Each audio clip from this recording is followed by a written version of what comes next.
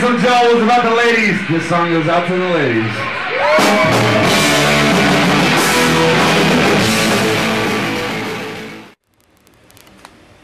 Of course, I knew Handsome Joel because I had a band called the Endorphins a long time ago, and then another band called Brain Dead Soccer Moms.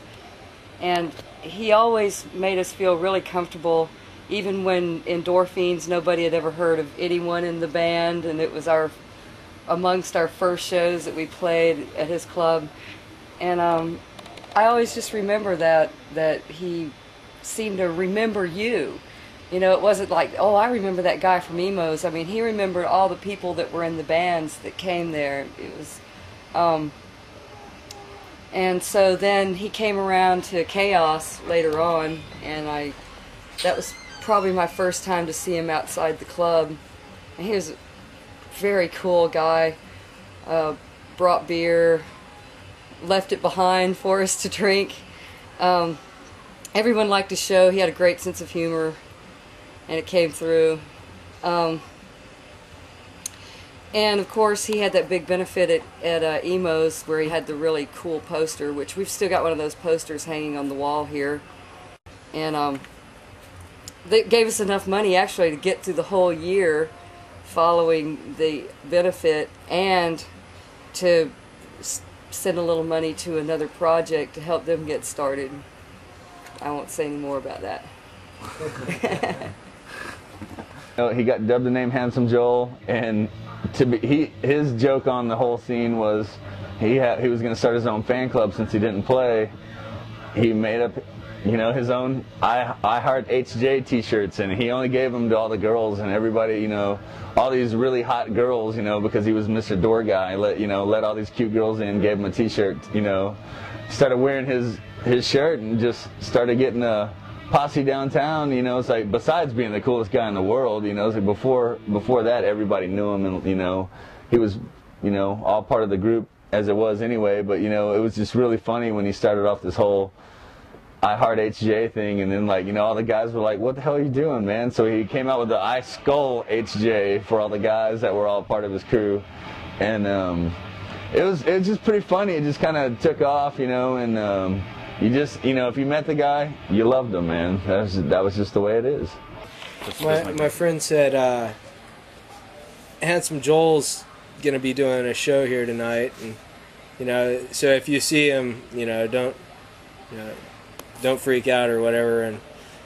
And you know, do you know Handsome Joel? And I'm not sure. And she goes, well, he works at Emos. And Handsome Joel, I guess, got his name because he was a little chubby, bald. You know, he was, you know, very bald. If everybody saw him without his baseball cap, you know, it was just kind of dubbed the name because, you know, it was a chubby, bald guy. Kind of looks like a lot of the guys that work at Emos. He's stocky, you know. He's got real short hair, and I was like, oh fuck, some fucking meathead from Emos is gonna be coming over here. Shit. Oh my god. I hate those guys. I hate that fucking place. And then, like, I wound up coming in, like, later that night, and there he was, and he was like, hey, how's it going? And you know, I wasn't, like, rude to him, but I wasn't, like, immediately polite to him. I was kind of, and immediately he was polite to me. He was nice. He was, you know, just like, hey, how you doing? You want a beer? You know? And I was suspicious at first, still, you know, because, you know, he works at Emos, and like I said. It was Super Bowl Sunday. He was leaving from a party downtown, hanging out with everybody, you know, from Elysium and everybody down in the Red River District area, and leaving from down there on the way to my house. You know, he was going to come over and watch the rest of the game at our house, and he never made it. And I stopped by Houston and Wendy's place, and Houston was out front. I forgot why I stopped by, but he asked me if I'd heard about Handsome Joel, and of course I hadn't, and he told me that, you know, about the accident and how he didn't make it.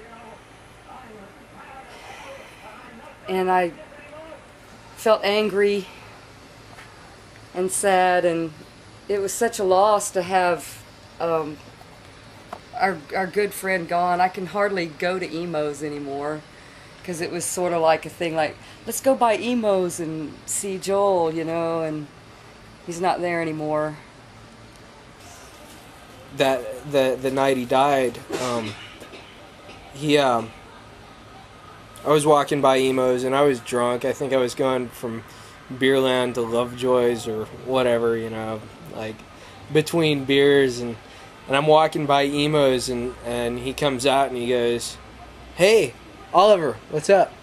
I was like, "Hey, you know, that's not something a phony does, you know. If someone doesn't respect you, they're gonna ignore you when you walk by. This guy is like, you know, totally fucking cool. Like, you know, he's like working and he makes it a point to come out and say hi, you know."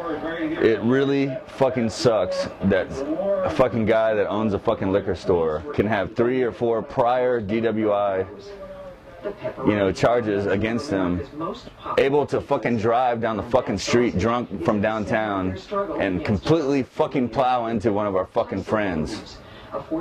You know, over 70 miles an hour, ripping his fucking car in half. The mother, you know, it's like, everybody wants, you know, fucking pissed off about it, man. You know, everybody wants to kill this motherfucker. Some asshole fucking decided to fucking drink and fucking drive.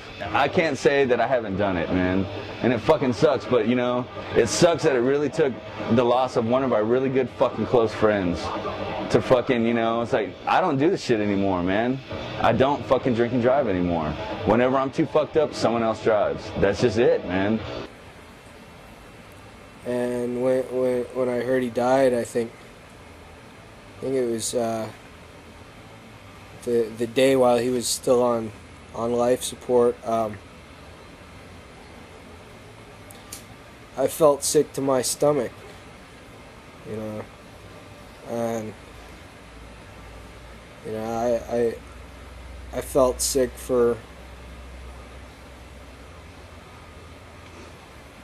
like a week, couple of weeks. I mean, you know, thinking about it, I still feel sick, you know, like physically ill, you know, that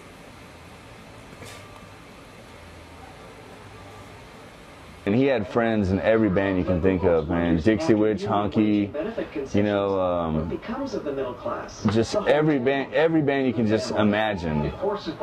Just, I mean, he was friends with everybody that I mean, it was just unbelievable how many, you know, he's the only person I can even, you know, think of in the world that can sell out his own funeral. I mean, it was unbelievable how many people came out. It was just, I never seen the show of support from the scene for him, and like, it's not over. I mean, you know, the court case is coming up, and everybody in the scene is 100% behind the people, you know, to make sure that that guy pays for what he's done. I mean, there is no way we'll ever get to see Handsome Joel again.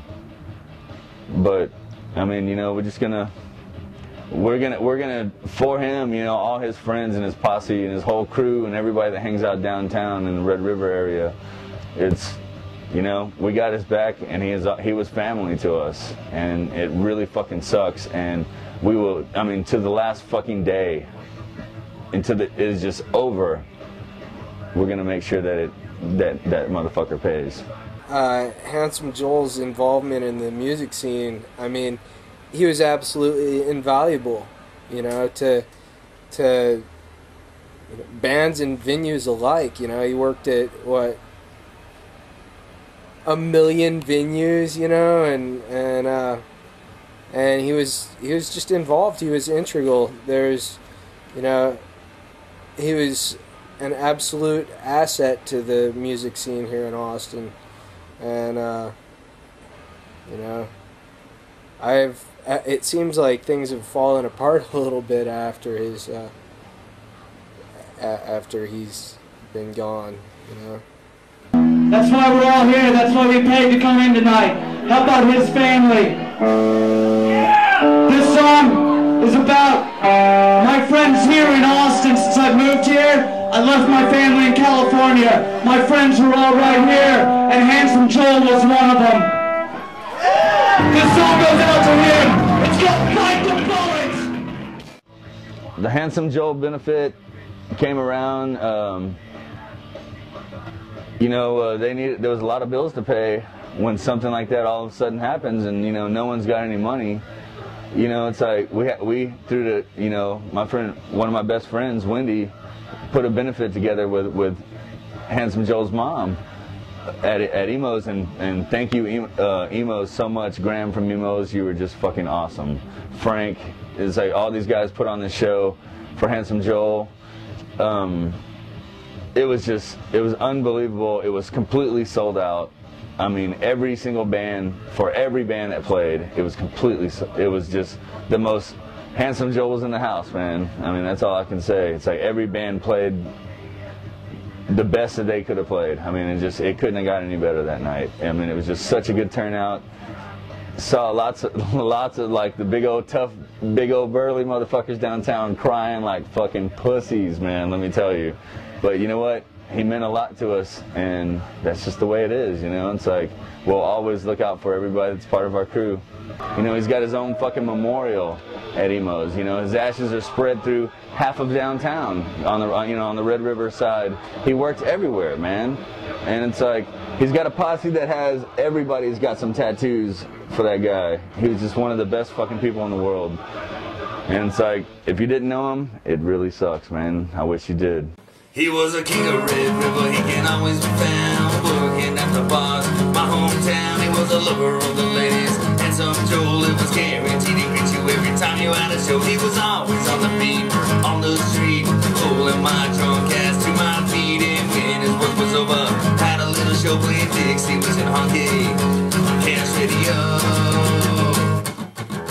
His memory will live forever, working the dog leg on Red River, living his life for rock and roll. He was a lover of the ladies since 1969, always smiling, having a good time. We'll never forget you, Handsome Joel, still the king of rock and roll.